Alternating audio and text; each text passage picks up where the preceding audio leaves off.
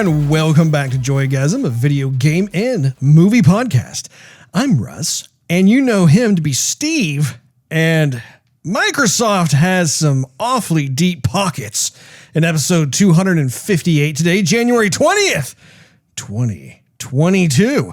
We are going to be catching up with each other as we have not done so in a while before going right into our topic of the day, which is the Activision Blizzard acquisition by none other than Microsoft / Xbox, which you can fast forward to if you look at the detailed timestamps located in the detailed section below. Steve, before we get started, make sure you acquire that subscribe button. Maybe, I don't know, merge that notification bell with your finger.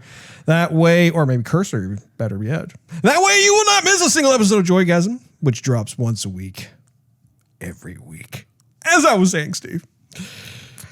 Russ, I'm already subscribed. Well, good man. Good man, Steve. I did that well before I got here. I'm very happy. I'm pleased as punch. Spiked punch? Jungle juice punch, Russ? Whoa. I'm always just a fan of the tropical punch. How you doing there, Steve? It's been a long day. Been a long day, huh? Been a long day, Russ. Been a long day. Glad to be over. Glad we're facing the weekend, you know. Facing the weekend is always fun to face. But if you remember a couple podcasts ago, we were talking about our top 5 games of the year 2021, Russ. I do, in fact, remember that particular episode. It was not too long ago, actually. Not too long ago. Why are you bringing this up, Steve? I'm bringing it up because I said I was going to start playing a little something. Ah, well. And I've started Resident Evil 7. Yes.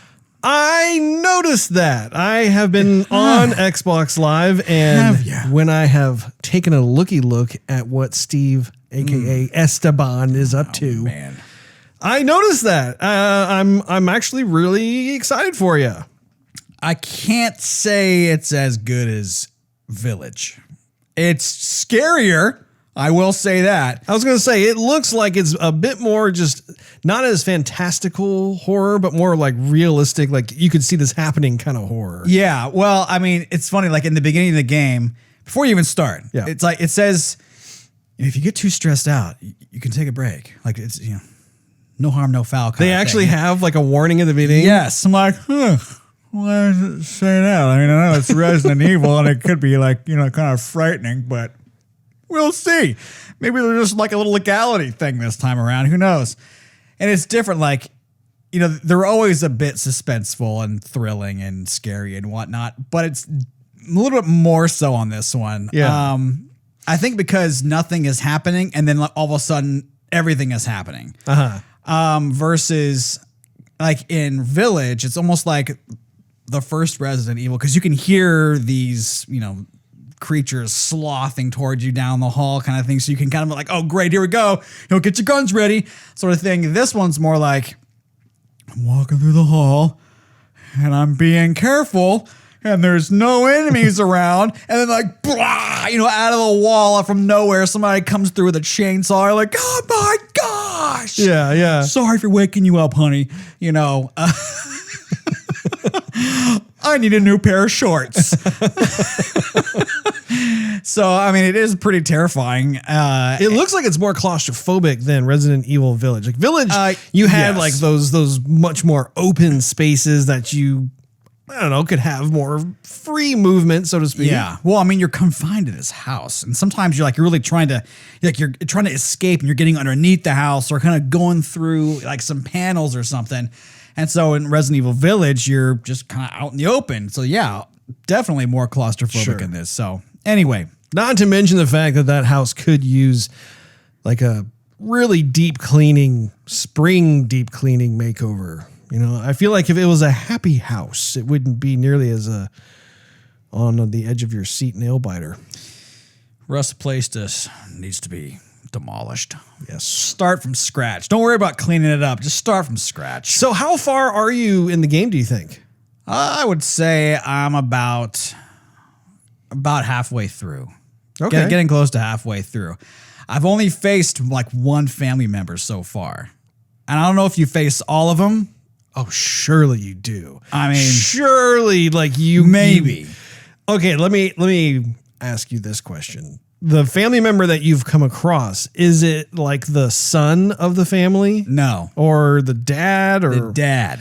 I have a feeling you're probably still toward the beginning. Cause like, I mean, for them to have all those different characters, you're going to run into them at some point. I don't know. I mean, I figured you would, but it's been drawn out. I mean, you're kind of, like I said, been saying you're confined to this house. It's not like it's some expansive like property. Yeah. It's just this small, relatively small kind of house.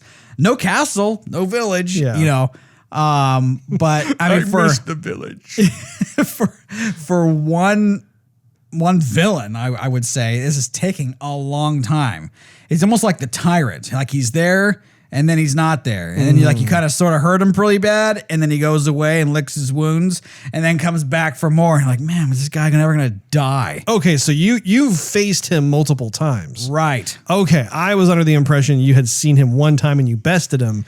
And then you're like, I think I'm like halfway done with the game. Yeah, no, he keeps on coming back and coming back. Like, when's he gonna die? There's this one scene where you're in this room, kind of like in the basement of all basements. The basement of all basements, yes. It's like an incinerary room sort of thing.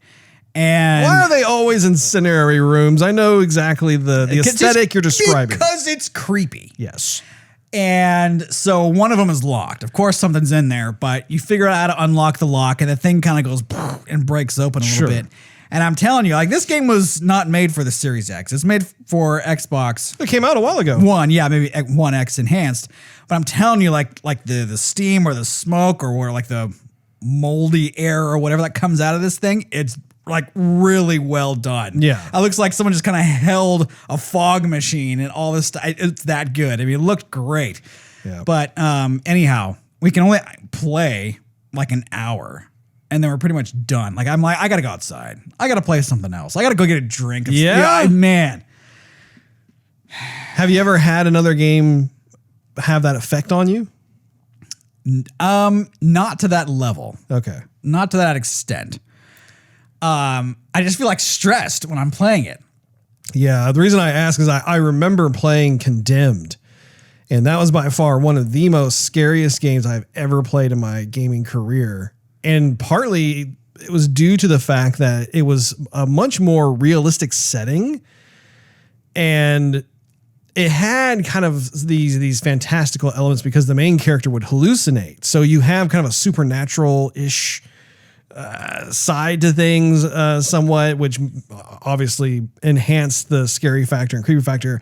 And I too could only play that game for about an hour at a time, and then I had to deliberately like go turn on some Looney Tunes or something and like just try to and watch like the Care Bears. Yeah, like I had to purge myself just because I was so creeped out. I remember I think I was living in Seattle at the time, and of course, I'm playing the game at night. So then, I'm done. I'm just like, okay, I need to go to my happy place now before I go to sleep. And it's a testament. I think it was Monolith that made Condemned. But my goodness, like, to give you an idea, so I beat the first Condemned game and I bought the sequel that came out. I only got so far and I'm just like, dude, I can't finish it. I cannot finish it. Like I'm too creeped out and scared to like finish. Like they've done too good of a job, and I'm squeamish now. Yeah. So I can just see it. Like your roommates are like, why is Russ vomiting this time every night? He plays that game and then he goes and pukes. Yeah. Why is that? Why does Russ keep washing his whites? I don't understand. Yeah. No. Nasty. Very creepy. But man, really, really great game. I remember the boss fight, the last boss fight in that thing. Woo! That was some epic horror survival goodness right there, as far as I'm concerned. But I did start New Game Plus also on Village. I'm happy Oh, to say. Because I mean, nice. I have to start it again since I have my Series X. Man, it's so beautiful too. It's totally different than It is, isn't it? Oh man, I just want to like upgrade every weapon. I have like the little like the shoulder pistol sort of thing. I know it's just enough. I mean, I can upgrade that and I'm taking out the Lycans like no problem. But what have you been up to?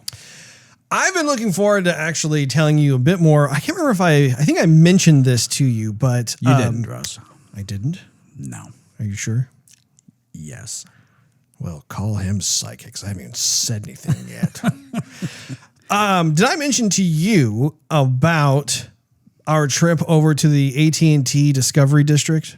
Well, Russ, you didn't, but your Facebook did. Stalking me again, eh? Trolling is my middle name. Just the way I like it.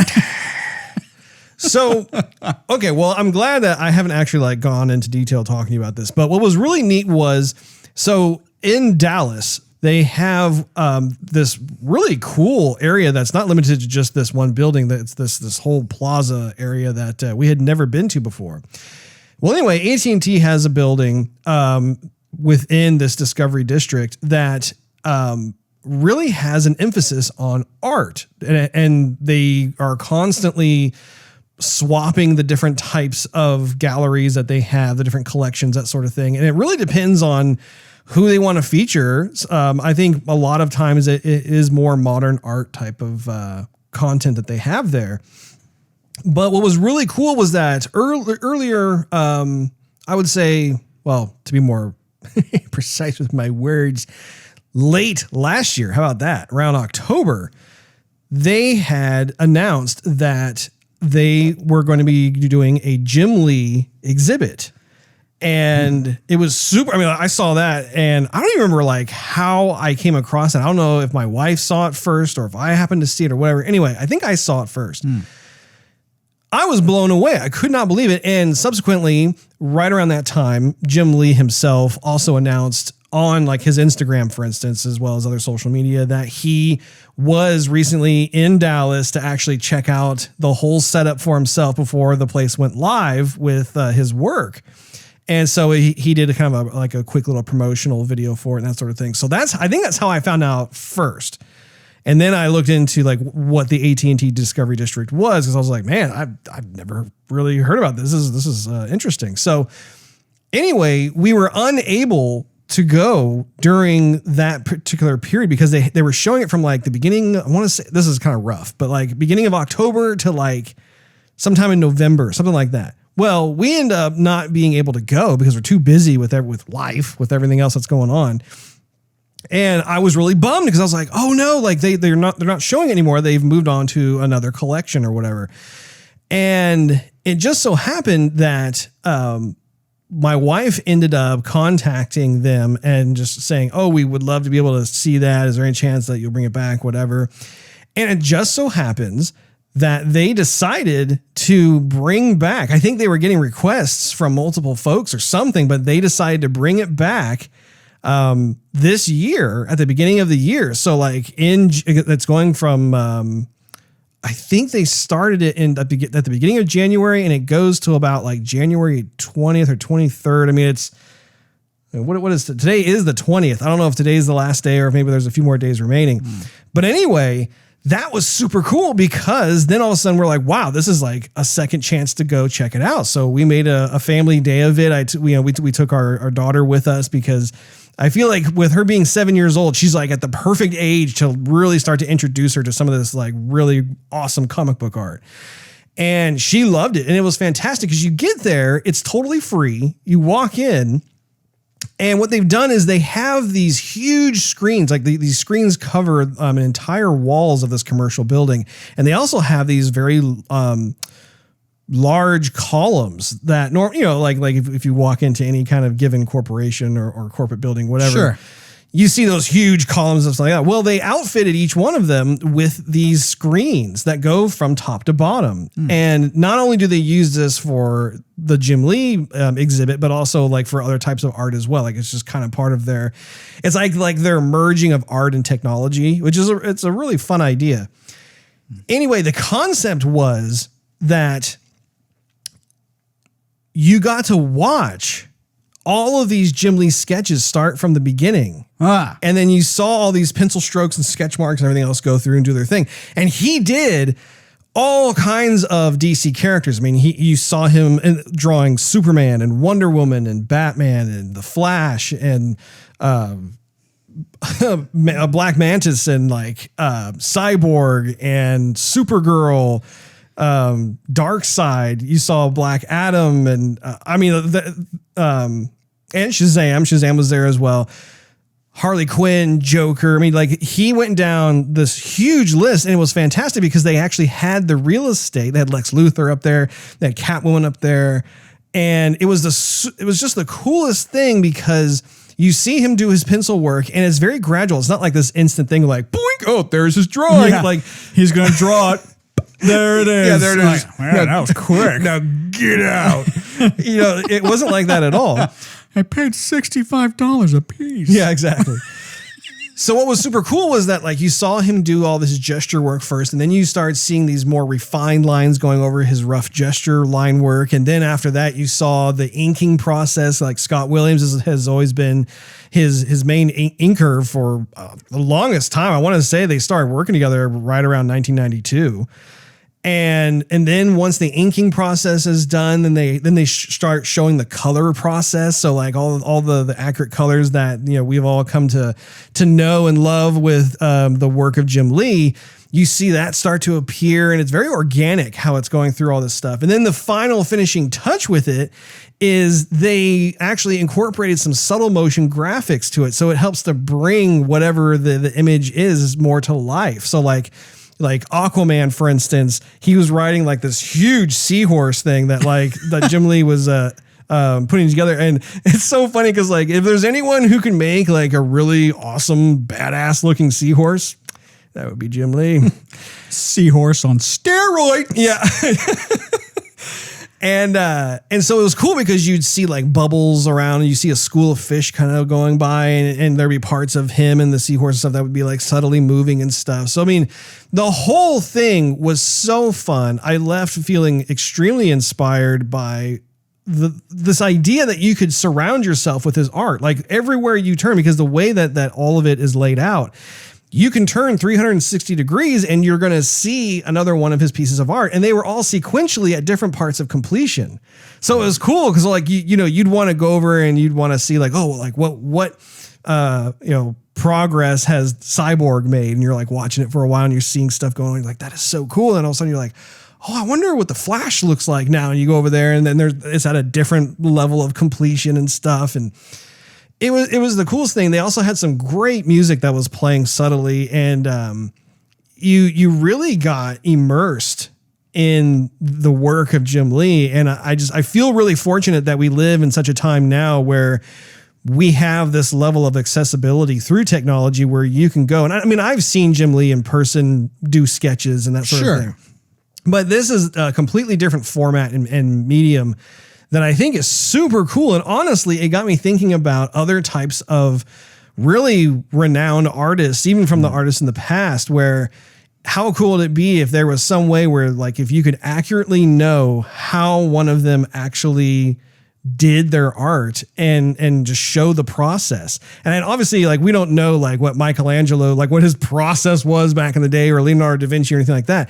But I am thinking about like how we do have the ability with certain artists who are alive today, and maybe some that were alive not too long ago, that like, yeah, we can look at old videos or old film or whatever and see like how they do their, like Bob Ross. Think about that. Like being able to see that. And what I'm getting at is I think that it adds a certain level of value to be able to have a time capsule like that the masses can enjoy for generations to come, where it's not like, oh, we had this particular artist who was phenomenal and changed the way people think about art and that sort of thing, being creative, and now he's gone or she's gone, and there's no way to know like what they did or how they did their stuff. Like, I really feel like this should be something that is more aggressively pursued.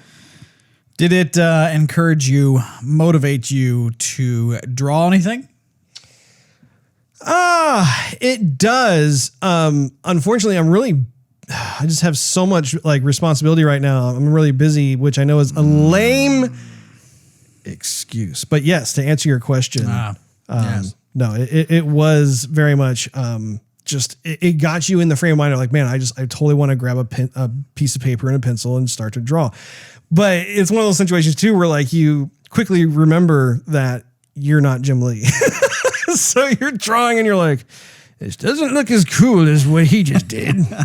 You just start tracing out his picture. Yeah, I could do it. Muscles, eyes, veins. Here it is. Exactly.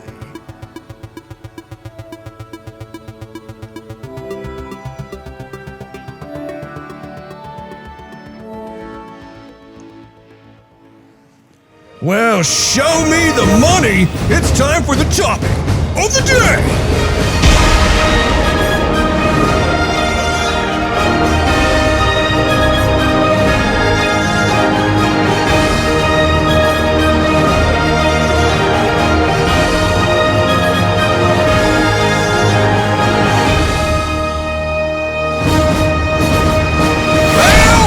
Topic of the day is one that I am quite impressed with, maybe even a little excited about, which is the Activision Blizzard. Well, maybe I should back it up and say the Xbox merger, Xbox acquisition of Activision and Blizzard. That rolls off the tongue a little more naturally. There you go, Russ. Have you ever thought about where all your money's going with Game Pass and Xbox Live? Now you have your answer. Indeed.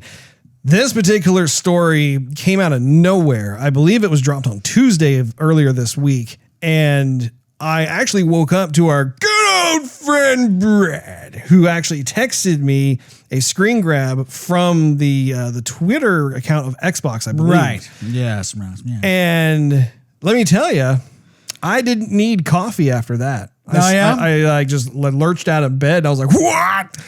So I still needed coffee that morning. I was notified through Yahoo Finance. I thought I was the one who first notified you of it. Negative, Russ. You sent me something on Discord. I saw it and thought, Russ is going to say something about this today. And then I just continued on my day. Uh-huh. And I adhered to the Discord calendar about said topics of the day. Sure. And so then you said, oh, we're going to talk about this. I sent you something. I'm like, oh. Change it up a bit. Okay. I see. Yeah. I see. Well, anyway, this is a ginormous story. This is something that, oh man, I've been looking forward to getting down into the details with you and, with all of you. Yes. Yeah. So first things first, the number on this is a bit high. Wow. Like if you think about when Xbox acquired Bethesda, I think it was they acquired them for about $7.5 billion, which again, that is a ton of money. That's not like a drop in the bucket, Well, considering that like Disney bought Marvel for kind of around the same amount of money, and Pixar earlier on for, I think, a little bit less money. I mean, if you compare the two, yes, there's been some inflation since then, but golly, I mean, the numbers are huge. It really is. And I mean, if you, well, Disney, for instance, like they acquired Lucasfilm for $4 billion, which again, like that is cray a ton of money. So like, yeah, in this case, for those who don't know, they acquired Activision Blizzard for $68.7 billion, almost $70 billion. That just, I mean, it blows my mind. Like that is such a huge purchase.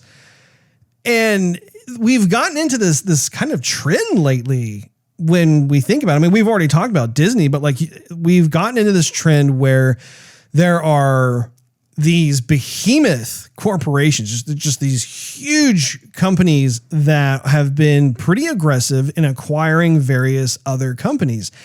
And that's not to say that like they were going for any of these little boutique type of businesses or whatever. I mean, they're going for other big companies. I mean, like if you think about like Lucasfilm, for example, I mean, you have Skywalker Sound, you have Lucasfilm, you have Industrial Light and Magic, you have LucasArts, which is now, I think, Lucas Games or something like Skywalker Games. I can't remember what they renamed it to. But, you have all these multiple entities that work, predominantly in film. But not only that, they also have various IPs like Star Wars and Indiana Jones and a couple other smaller ones. But like, it's insane to think about how like they just gobbled that up. They're like, yeah, we'll take that. We'll merge it with us.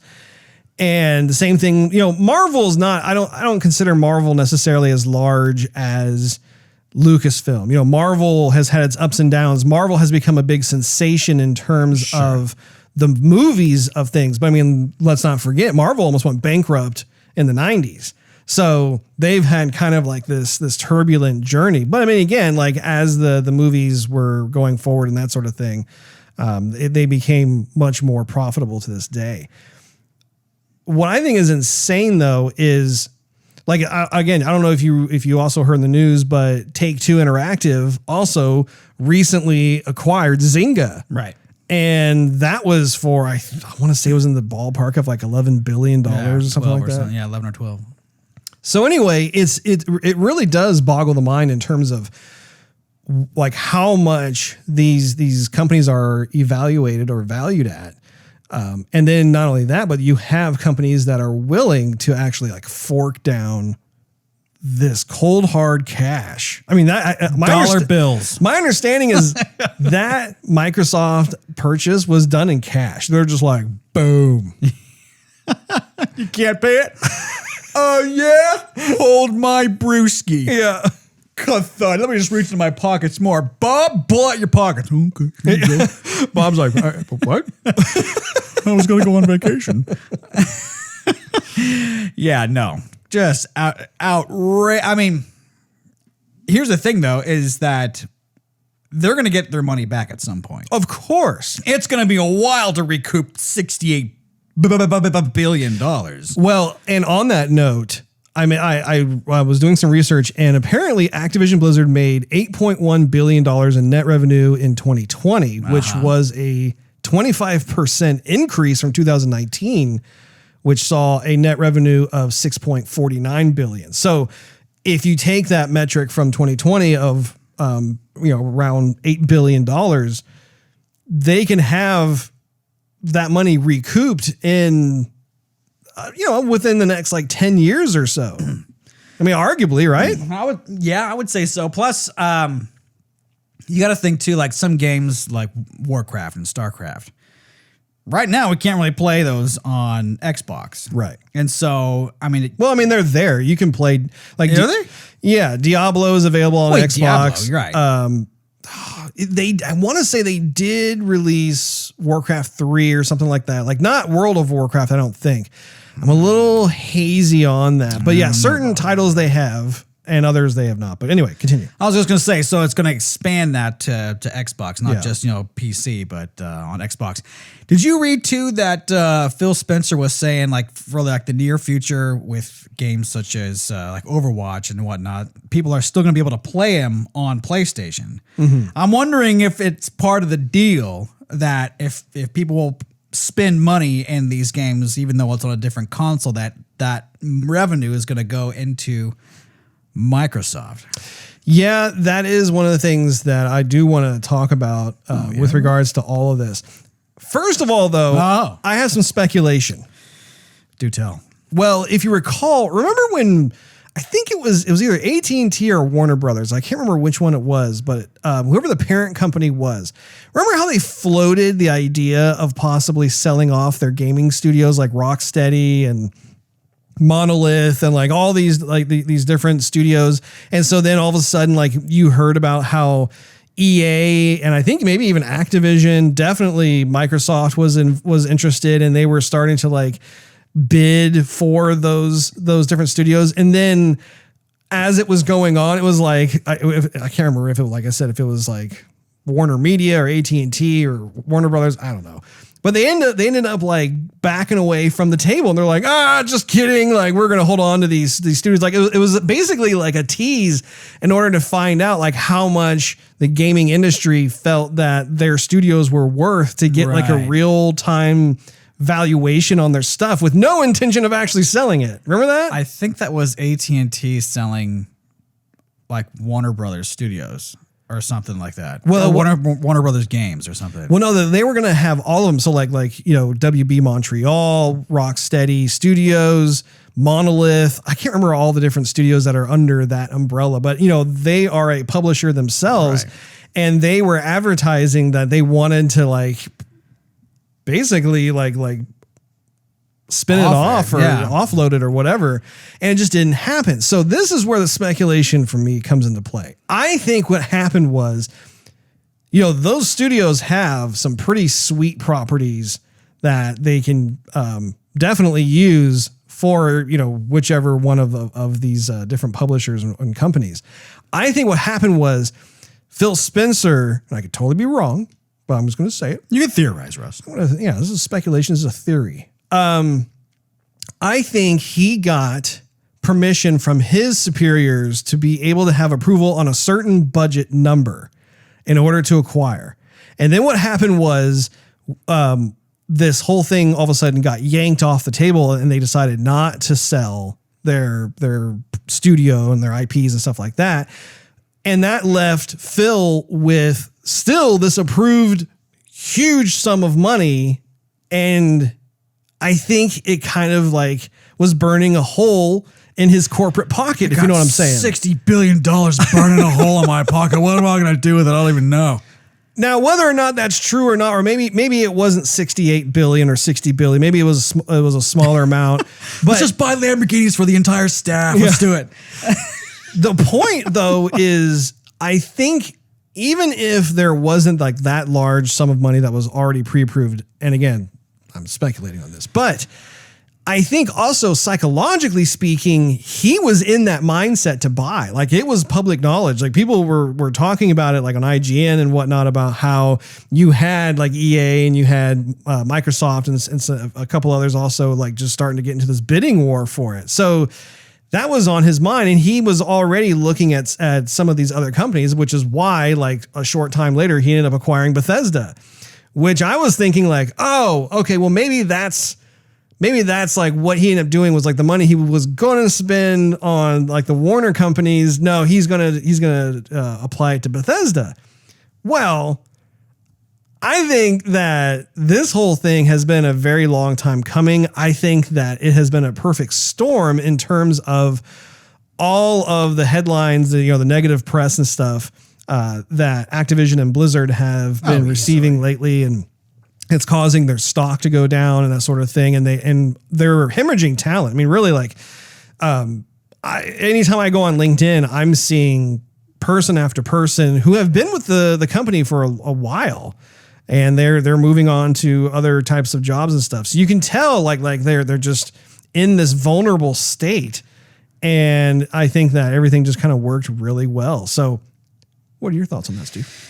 I think that part of that is true. Here's what I think is that when Microsoft went into this whole dealy-do within all the next-gen systems and whatnot, the biggest opposition they received was kind of like our friend Big Baby Moose was saying way back when before the systems were out, which was the biggest hurdle Microsoft is going to have is content, because the games are going to be on PlayStation. That's what Microsoft has been struggling with, right?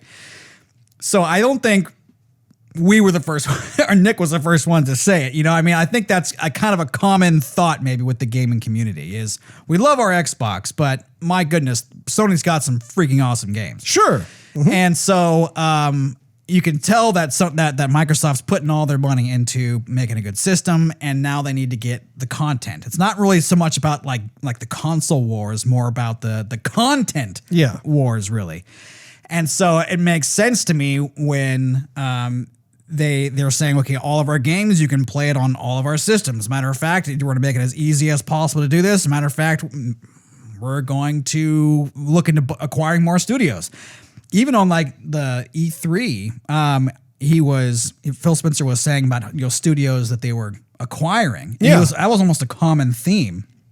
And so I think probably the stars kind of aligned a little bit with Blizzard Activision kind of losing their rudder with upper management, upper leadership, really. Yeah. And with all the scandals and the, whatever legal issues going on, I'm like, man, I think at some point they did become vulnerable, as you say. And the thought did cross my mind of, man, either these companies are going to implode on each other or some bigger fish is going to just gobble them up. Mm-hmm. And I'm really thankful actually that it happened, really, because it was really kind of running me ragged when I would hear people complain about what's going on behind the scenes with Blizzard and Activision. Like, man, you have these people who love creating or drawing and making like this thought come to life in a computer video game and whatnot, and you're taking that love and you're throwing it in the trash and kind of spitting on it in a way with decisions that they're making and stuff that they're allowing to happen in their company. And so I think with the bigger brother being Microsoft stepping in and saying, hey, we're gonna you have much more people to impress, but we're going to take care of you because we're slapping our name on you now. You're not just going to be some independent company. I think all that kind of lining up is going to make some really good things happen in the future. Yeah, no, definitely. I mean, I want to go down the list of what all they gained. So in terms of the game IPs, with the Activision Blizzard merger, they now, when I say they, I'm talking about Xbox. Sure. Xbox now has Call of Duty, Warcraft, Candy Crush, yes, Tony Hawk, Diablo, Tony Hawk game in a while, Overwatch, no, Spyro the Dragon, Hearthstone, Guitar Hero, Crash Bandicoot, which I was really surprised about. It's going to be cray-cray. And StarCraft. And in terms of the studios they gain, it's Activision Publishing, Blizzard Entertainment, Beenox, Demonware, Digital Legends, High Moon Studios, Infinity Ward, King, Major League Gaming, Radical Entertainment, Raven Software, Sledgehammer Games, Toys for Bob, and Treyarch. So there are a lot that they are bringing into the Xbox stable, and it's overwhelming. I mean, you look at just that alone, and then you think about, oh yeah, they just acquired Bethesda as well. So they have all their properties in addition to all of the other, first party studios like 343 or Playground Games, or you just go down the list. You know who they need to buy, Russ? They need to buy. Oh, that was my thought. Come to life. They need to buy one of like Namco, like a Japanese, well-known.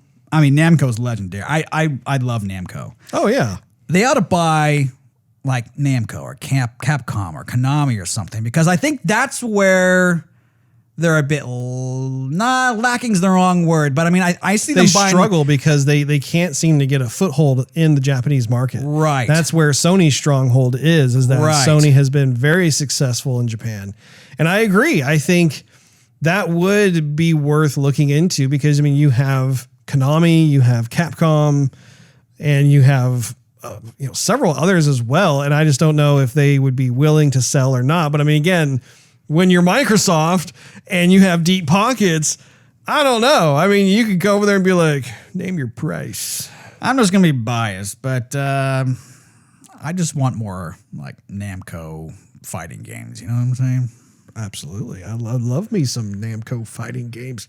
So like, yeah, they make anyway. Let's go back though to Crash Bandicoot, because I feel like this is something that is also worth chatting about.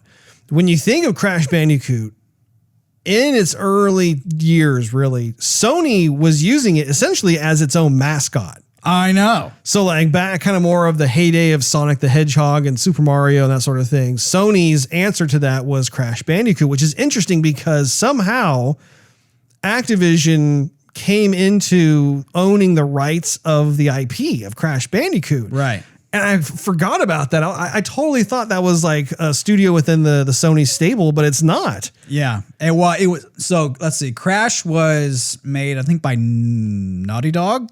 Yes, I want to say yes. And I'm not sure. I mean, I guess Naughty Dog sold them, but I remember at least Activision made this Crash Bandicoot Nitro because my wife has been playing it, and it flips the Activision sign in front of Activision presents. Yeah, I'm like, okay, yeah. I didn't know what that happened, but apparently it did on my nose. Yeah, no, so. So again, I'm in this frame of mind of speculating, Steve. So bear with me on this. Continue. I'm wondering what is going to happen with the Crash Bandicoot IP, because this is very much it must be. It is a sought after IP by Sony. I think Sony wants to own that, and they just, for whatever reason, just couldn't get it before it was too late, kind of thing. So now it's a part of Xbox. And I could see different scenarios. If I were to theorize or hypothesize, whatever kind of fancy word you want to toss at me, I see different types of possibilities with how this gets handled. The first one is Xbox just holds on to it and makes an Xbox exclusive, which, if you think about kind of like in the old school tradition of the nanny boo boo kind of way, Xbox would be in a position to be able to thumb their nose at Sony and be like, look what we got. And, that would kind of be pouring salt into the wound kind of thing. I don't think that that's necessarily the mindset that Phil Spencer or Xbox has. In fact, I think they have quite the opposite. We've heard Phil Spencer especially be very vocal about how he's kind of over the idea of console wars and this like bitter rivalry between different systems, and how he would like to see much more cross-play and a much more of a coming together to just enjoy gaming for what it is kind of thing, kind of a kumbaya, albeit within a competitive space environment. I was thinking about how... Except in Halo, because that ain't working out too much, yeah. Sorry, Russ. Go ahead. I was going to say another possibility, and this would be pretty big, is what if Phil Spencer were to give Crash Bandicoot to Sony as like a gesture of goodwill? I think Sony would just be like, thanks. Shut the door in their face. Be like, okay, cool. Anyway, on with what we're doing.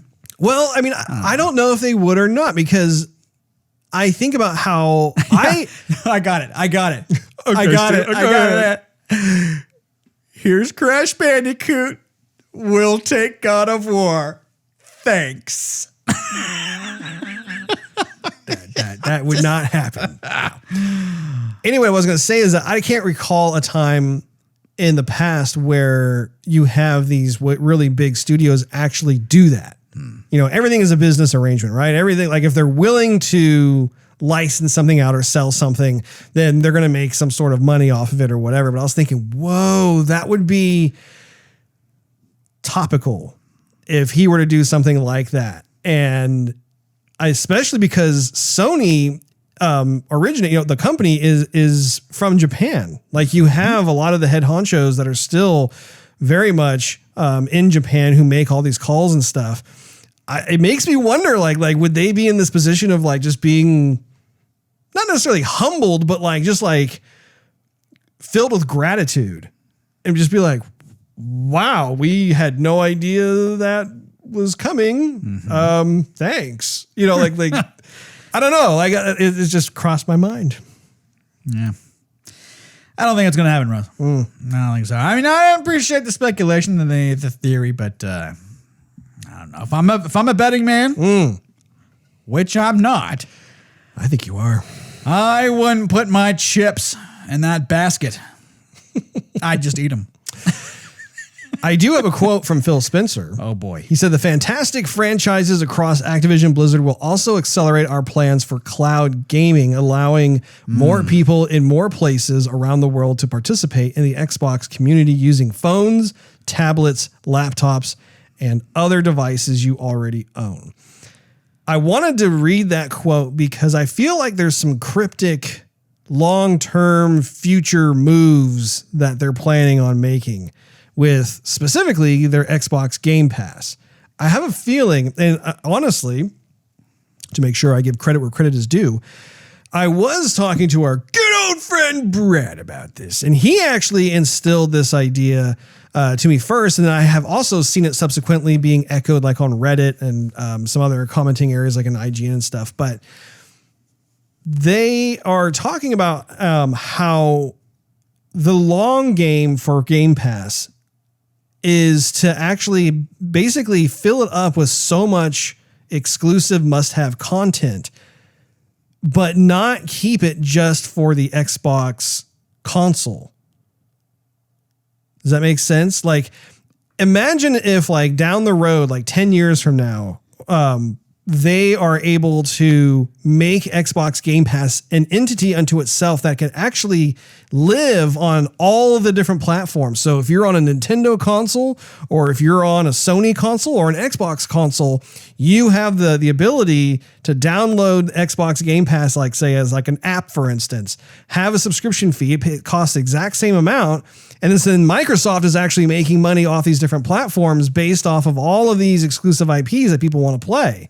So it's no longer about, oh, you must have this console in order to play these games that you want to play. Now it's like, no, we're making such a focus and emphasis on the content itself that we're going to be moving away from the hardware side and instead move more toward a focus of having something like a Netflix almost, right? Or like a Disney Plus.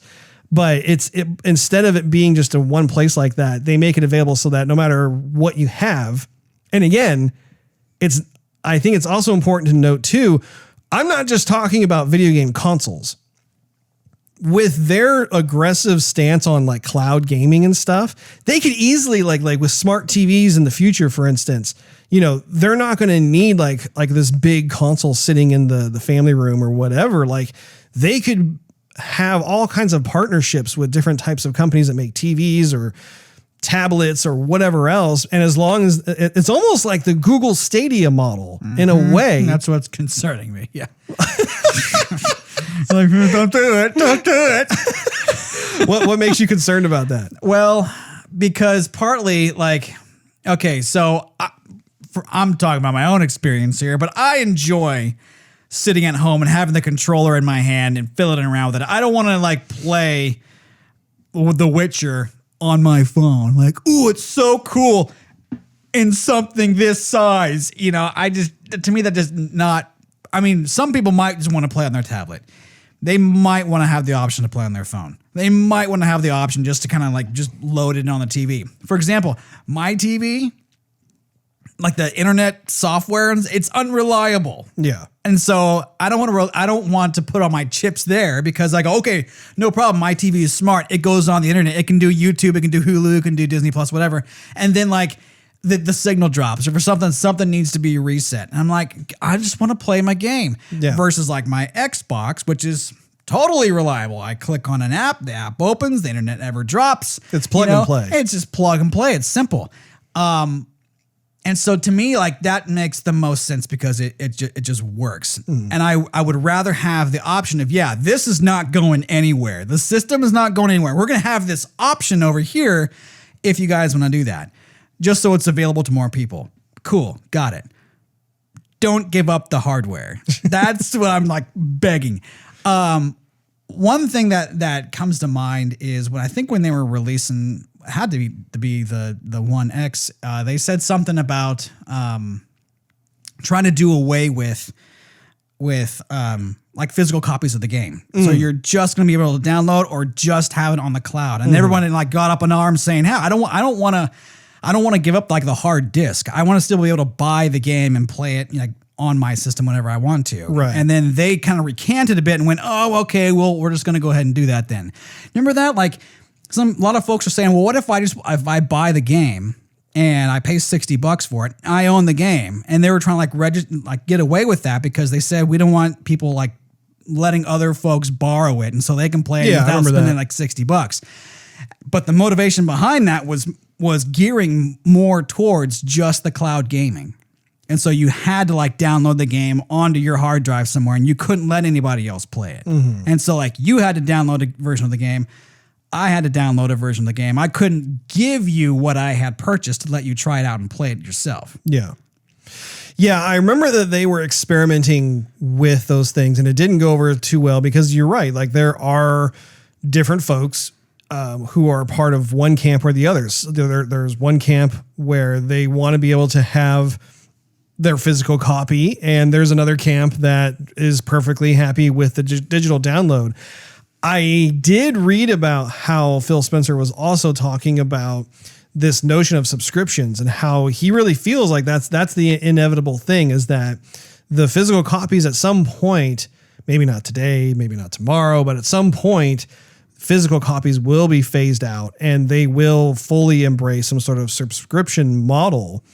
And I do think that their cloud gaming is the result of that. And I think that what they want to do is they want to be able to have the flexibility to be able to give to the gamers. So like, for instance, if you want to play a game and you pause it on your PC and then you go over to your TV and you start resuming where you left off, you can do so. And then if you want to, continue playing it on your phone, even if you don't want to, the option is always there to basically have a kind of a next generation Xbox Live where but instead of it being only on your Xbox console, it lives within all of these different platforms, which to me, that's actually really cool. It's nice to be able to have that level of flexibility.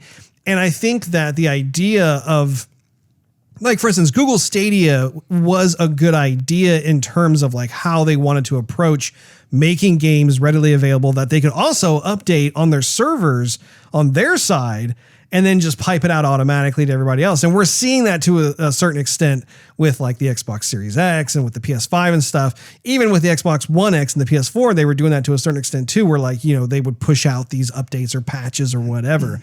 But instead of it having to be dependent upon our hard drive, for instance, right? Oh man, I've run out of hard drive space. Right. You don't have that problem anymore with cloud gaming.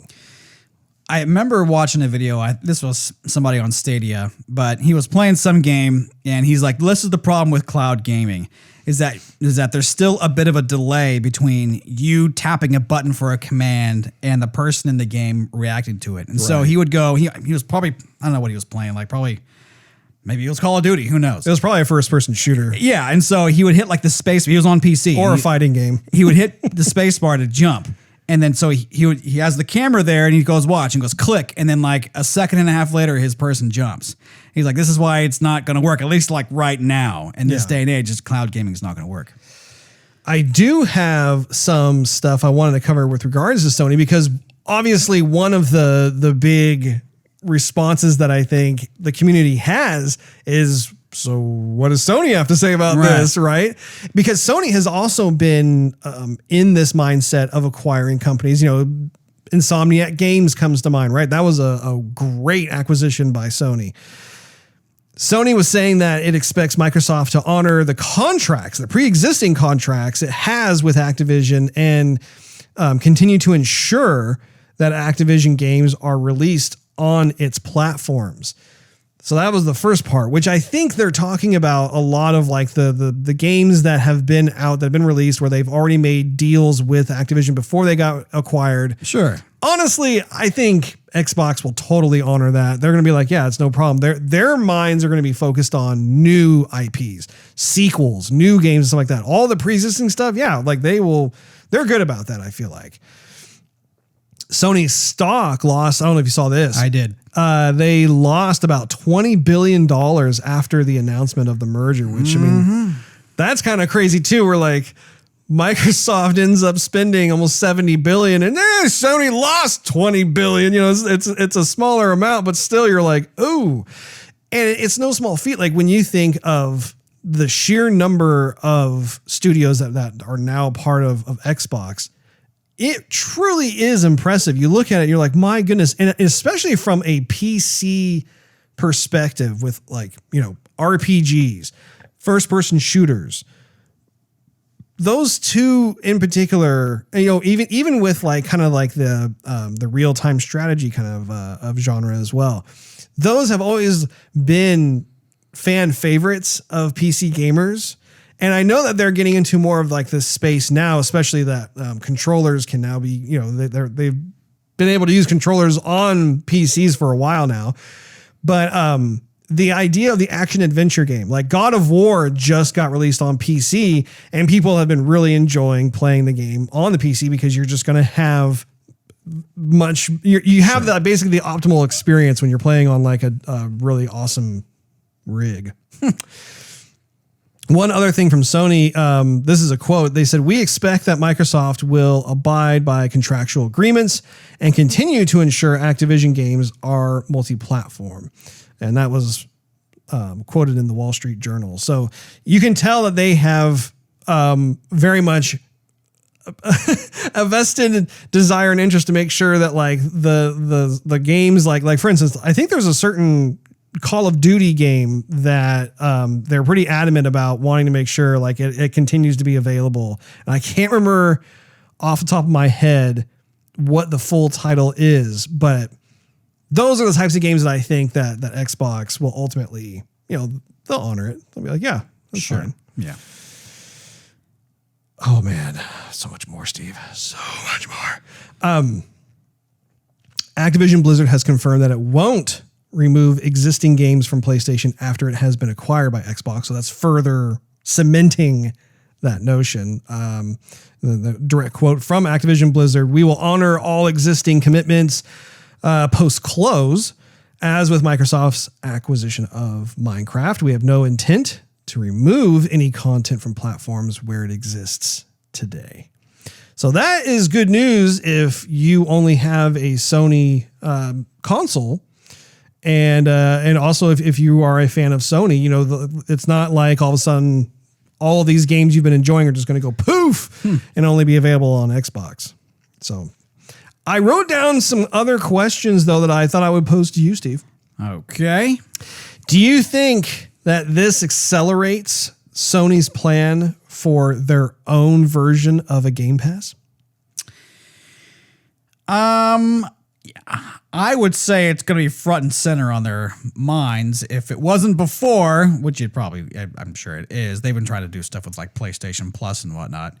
But it hasn't really reached the level of Game Pass. Like Game Pass has always been, I guess, Microsoft's ace in the hole sort of thing. But now I'm thinking like, yeah, I mean, with this, their board is going to say, what are we doing here? Like, we're losing tons of money. We didn't do anything wrong. It's just consumer confidence that, people are selling our stock. And so I'm sure they're going to either revamp their PlayStation Plus. They'll probably bring out something even better, I imagine. I don't doubt it. Yeah, I have a feeling that they too are working on their own version of a Game Pass. I think that they have seen the success that Xbox has had with their Game Pass.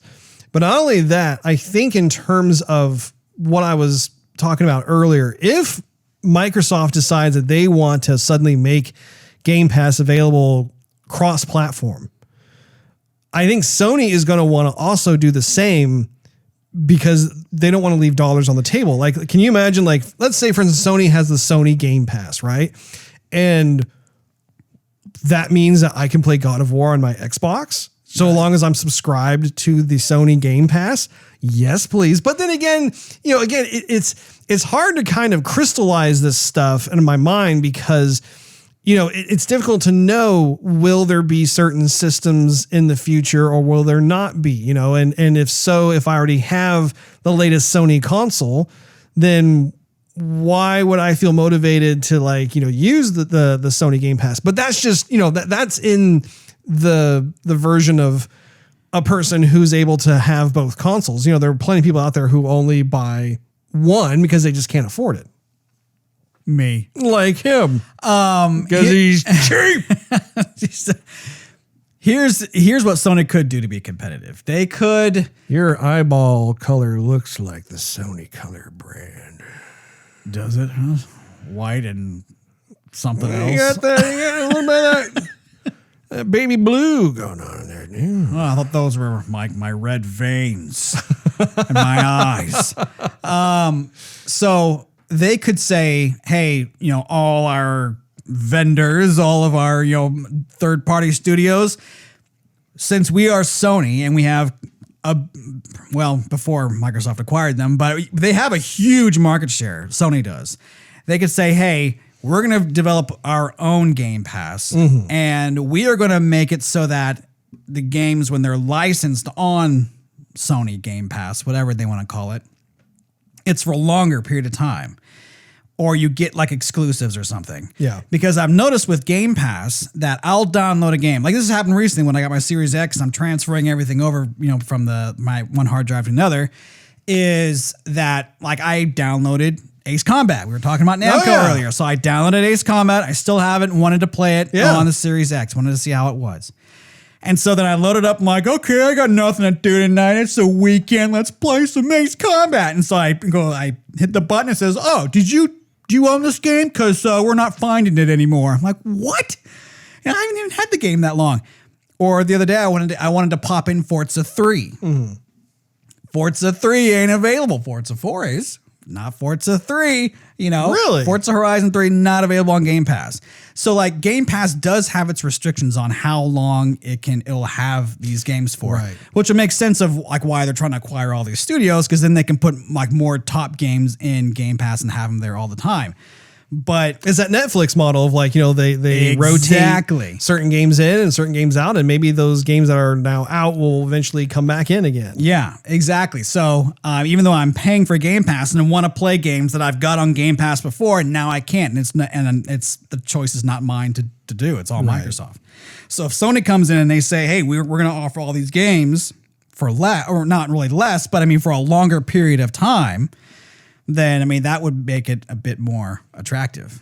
I do think, and I don't want to go down too far in this rabbit hole, but I do feel hesitant about the whole subscription thing, just because I don't truly own those games. I mean, even with Xbox Game Pass being a swell deal, which it totally is, yeah, like there is somewhat of an apprehensive state that I find myself in where I don't like not being in control of the games that I want to play. Like if there are these gatekeepers that all of a sudden say, well, we're going to phase out this game and maybe it'll come back who knows when or whatever. It's like, well, wait a minute. Like I'd like to be in control of when or if that actually happens.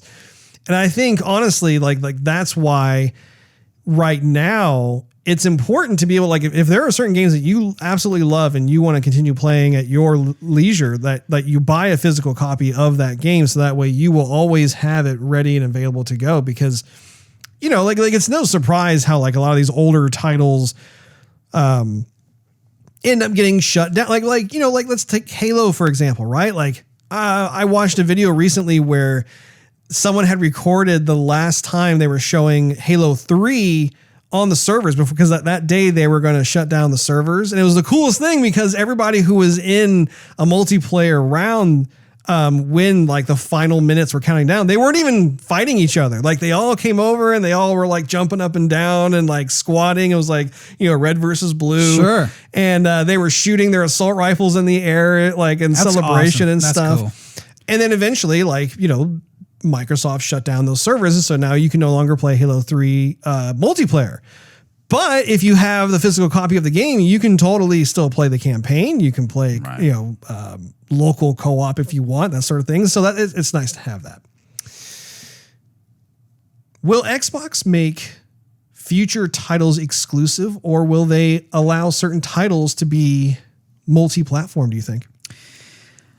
Excuse me. I think they will make titles multi-platform as long as they're getting a good cut. Where there's money to be made, they're going to make it, because that's basically what it comes down to. And why would they say, like, if you are playing Overwatch on PlayStation and I like my Xbox, because I don't have a PlayStation, so I just play my Xbox. But we want to play together. Yes. And now Microsoft owns Overwatch. That means I just pop your Joygasm, because you can you can know, even though you're looking forward to like Overwatch 2, well, sorry, you're gonna have to wait, or you have to go get another system. Or if it was like the other way around for me to like you, it'd be the same thing. Yeah. And I don't think they want to pop those dreams of gamers, because that's almost going to put resentment in folks' mind. Like, oh, now I got to go get another system. Like, I don't have the kind of money right now that's laying around I can go get another system. And so Microsoft can say, well, hey, Sony, we own this now, so we can still send you the game to sell to your folks and your game base. And of course, you'll make money on that. But any money that people are going to be spending into the game, that's going to funnel through Microsoft. We have to get some deal out of this because we're letting you use our property. Right. And I think that would be definitely possible. It does make me curious about which titles would they make multi-platform. Because I have a feeling like you're going to have kind of a smorgasbord of both scenarios where like you'll have Candy Crush. You'll have certain games that I'm sure they like just exactly what you described, where like they will make it available on like Sony's platform. But at the same time, it's not Sony who's getting all the proceeds from that. It's getting funneled back to Microsoft. So it's a kind of a funky situation for Sony in that regard. However, I could totally see how, like, for instance, Overwatch 2, I would not be surprised in the slightest if they decided that they wanted to make that an exclusive for the Xbox platform as well as PC, because that's like their big thing right now is that any kind of Xbox title is also available for PC. So like they wouldn't be shutting out the PC crowd, or at least releasing it first. Like if they release it on Xbox first and say, hey, well, it'll come on PlayStation eventually. So then everyone on PlayStation is going to go, oh, come on, man. I want to play it. And you're like, okay, well, I mean, that's just what, we paid $68 billion, So you have $68 billion? Yeah. No, you don't. Well, they probably do. They're just sitting on it, letting it collect interest. I wish I had $68.7 billion bucks. If I did, I call them bucks. That's what I do. I wouldn't call them dollars. Everybody always says dollars. They always go $68.7 billion. I'd be like, no, billion bucks right over here. If I had that, Russ, I'd buy my own plane. Put it in a Microsoft simulator too. I'd fly my own plane virtually. Nah, I probably wouldn't do that. What does this news mean for other publishers, Steve? I started thinking about Take-Two Interactive, Ubisoft, and EA Games. Yeah, I was thinking about Ubisoft also. And again, it speaks to this trend that we've been seeing lately, not only with the gaming industry, but also the film industry as well, where you have these behemoth companies acquiring other companies that are actually quite large too. Like, that's what I think is so crazy about this is that you have Xbox that just acquired Activision and Blizzard. Those companies are so big. I want to say that like Activision, well, really the Activision Blizzard thing, I think they were like maybe the second largest publisher in the world. And so what's interesting is that you look at the other ones that are left, and really it's those three. It's EA Games, Ubisoft, and Take-Two Interactive. And it just makes me wonder, has Phil Spencer's appetite been sated? Or is he out for more? Maybe that was just, the main course. Maybe now he wants dessert. Yeesh. Maybe he wants dinner after his supper. Well, if Bethesda was the appetizer and Activision Blizzard was the main course, I think he probably wants some dessert, Steve. And then maybe a night cocktail, Russ. A little nightcap. Nightcap. Indeed. But I think it's a good question, right? Is like, that the other publishers are probably having conversations about that too, thinking like, man, are they going to like come for us next? Or like, let's say it's not Xbox. Right. Maybe Sony all of a sudden is like feeling threatened enough that they're like, hey, we'd like to talk about Rockstar. We're buying you. That's the thing. Like, Take-Two Interactive. you bring up a really good example of this where GTA is one of the biggest, most successful 500-pound gorilla games ever. And it's so big. Like it's even bigger than Red Dead Redemption, which is also a part of the same studio. But when you think of GTA, like the world almost kind of stops for a while every time there's a brand new GTA game that drops. Everybody plays it. It makes billions upon billions of dollars. And it would be, once again, like a tremendous victory jewel or gem to place into the cap of whichever company wanted to do something like that. Now, what's interesting too is that that's within the Take-Two Interactive umbrella. You also have NBA 2K series over there. You know, like if you like again, if we're just being like excited little fanboys or whatever, and when we're talking and focusing on Xbox, I mean, Xbox doesn't really have any exclusive sports titles. So anyway, there's that. There's also just a tremendous other amount of different types of games that is under like 2K Games as well as Take-Two Interactive as a whole. But I feel like it's like, my goodness, I don't think that's out of the realm of possibility. Would you agree? Oh, I definitely agree. I mean, I think everything's on the table at this point. I mean, I think folks will say, oh, those folks are too, this studio is too big to purchase. Like, it's going to cost a lot of money. Well, my goodness. I mean, there's a lot of money sitting around somewhere that it can be spent on these studios. And it really speaks to just how much money these companies have. I mean, like, Xbox, I get it. Like, that is a division of Microsoft, but it seems, at least in the past, and when I say past, I mean like the recent past, it always seems like that's kind of a smaller department or a smaller entity that exists within Microsoft overall. Like it's almost like a pet project, if you will, versus like the other stuff that they're more, I don't know, focused on or have more bandwidth on or whatever else. So for them to actually like spend this kind of money within the video game sector, it really, I mean, it makes me wonder, like, how much money do they have in the bank? Right. Well, I think it also goes to show how important the gaming community is and how popular it's become. Because if these game studios are costing more than movie studios, or like, like Fox, 21st Century Fox, for crying out loud. Yeah. I mean, that was a doozy too. We're like, what? And that was after they had already acquired ABC. Right. He's like, oh, we'll just take another one. Man. So it also puts a lot of emphasis on the importance that we will pay for our entertainment. Yeah. Yeah, it is so fascinating to look at these mergers because there is a lot of positivity to be looked at and gained and just experienced overall. There's also like some of there might be like little concerns here and there that, like, for instance, with the aggressive amount of acquiring and merging that's been going on, it does make one wonder, like, where, like, which studios will be left over that can continue to make their own types of games that they want? Or like, what about new studios that can be perhaps started up and make good stuff? Because it's really like you're starting to see these very defined camps of where these different places exist. I mean, even if you think of EA, for instance, EA Games for several years has made a number of various acquisitions. I mean, if you think about Criterion and you think about BioWare, there have been a number, and I can't think of all of them off the top of my head, but I mean, they have made a number of acquisitions over the years, but not on the scale like this. So I know. It's very, very interesting indeed.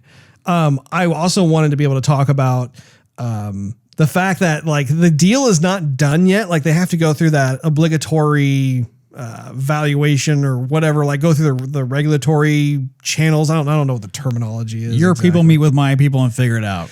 Well, they just have to make sure that they're not going to be classified as a monopoly and broken up and that sort of thing. So according to what I was looking at, it looks like CEO Bobby Kotick from Activision shared that he expects the deal to close sometime in Microsoft's fiscal 2023 year ending June 20th, 2023. I was reading also that Bobby is going to like retain all his position and power and stuff, even with the deal going through, even though he was like kind of a big player in sweeping all this legal problems underneath the rug.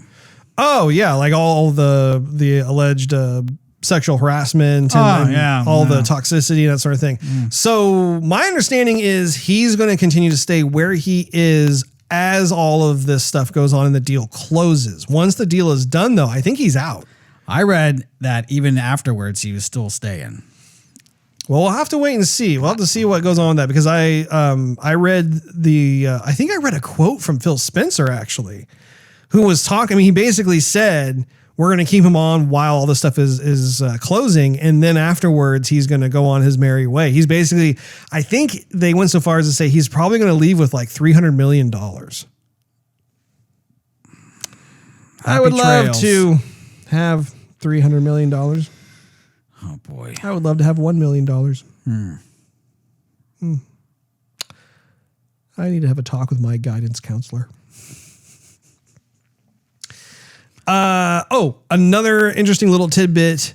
There are apparently roughly 10,000 employees at Activision Blizzard within 36 countries. So Microsoft just got a huge workforce. It's almost like, you know, you go to the hospital because you're giving birth. And you're like, oh, congratulations. You have 10,000 children now. It's like, oh, okay. I've never been a parent. I didn't know I was this virile. Finally, I have one last note, which again, speculation. I've mentioned this briefly already, but I just thought it'd be worth talking about how I wonder if this is why Overwatch 2 has been delayed. Oh, you know it has. Yeah. Okay. Yeah. You're on the same page as me. Yeah. Absolutely. Okay. Yeah, I totally was looking at this and I was thinking, you know what? It's been kind of bizarre in terms of like how the support for the pre-existing Overwatch game has been kind of like ramped down like a lot, which is weird because that was like part of the like big part of like their whole approach to the game. Yeah. And then all of a sudden, they're working on Overwatch 2, but like they're not bringing it out. And I was thinking, okay, well, you know, typically Blizzard takes a long time to release any of their games. They want to make sure they get it just right. And that's partly why their games are so awesome. So I was kind of like, okay, I'll just roll with that for a while. And, but after this, I have a feeling that, and again, speculation, but it does make me wonder if someone like Bobby ended up kind of, you know, manipulating the stuff behind the scenes in order to give Xbox that exclusive, because that's, I mean, when that comes out right now, like there are a lot of Overwatch fans that are pretty frustrated, not because they're no longer interested in the game, but just because they haven't been getting new content for the pre-existing Overwatch, and Overwatch 2 is like taking forever to come out. So I would say that's definite, Russ. I mean, Microsoft's lawyers just didn't get up, and Phil Spencer just didn't come and go, I want to buy something today. I'm going to Blizzard. I'm in the mood to buy something today. I'm in the mood to buy something large. And I mean, so this is, I mean, who knows how long these talks have been going on? I mean, maybe these talks went all the way back to when they first introduced Overwatch 2 to the, you know, the gaming community at one of those game shows. At least internally within maybe the Xbox camp alone, like they started kind of like, okay, which of these companies should we keep an eye or two on? But I think that's part of the deal too, where they say, look, we're going to make this pretty sweet for you, but why don't you go ahead and sign these I'm not going to say anything clause, you know, just so Sony won't catch any wind, because they're going to go, okay, wow, I mean, we could all walk away pretty handsome, you know, at least our pocketbooks, but mum's the word. And so no one said anything until all the details were official. Not the deal's done, but I mean, it's official enough that they can announce it to the world and everyone's going to go, wow, hey, thumbs up. Yeah. I mean, they got to work out the finalities of it, but still. Oh man, to be a fly on one of those walls. I'd just be a gecko. I don't want to be a fly. Yeah, gecko's better because geckos eat flies and they're cuter. They are. That wraps up this episode of Joygasm. Thank you so much for hanging out with us. If you enjoyed this episode, we invite you to check out patreon.com/Joygasm, where you can enjoy exclusive perks and early access to the show. Not to mention it financially helps us doing said show. Also, make sure you click that subscribe button as well as that notification bell. That way you will not miss a single episode of Joygasm that drops once a week every week. And while you're at it, you can also do a search on your favorite social media platform of choice. We're on just about all of them for @Joygasm TV. We have all kinds of fun little, you know, community content that you don't want to miss. last but not least, do a search for Joygasm TV on Twitch to see us stream our gaming adventures live every Wednesday night at 9:30 p.m. Central Time. We appreciate you all hanging out with us, and we will see you next week.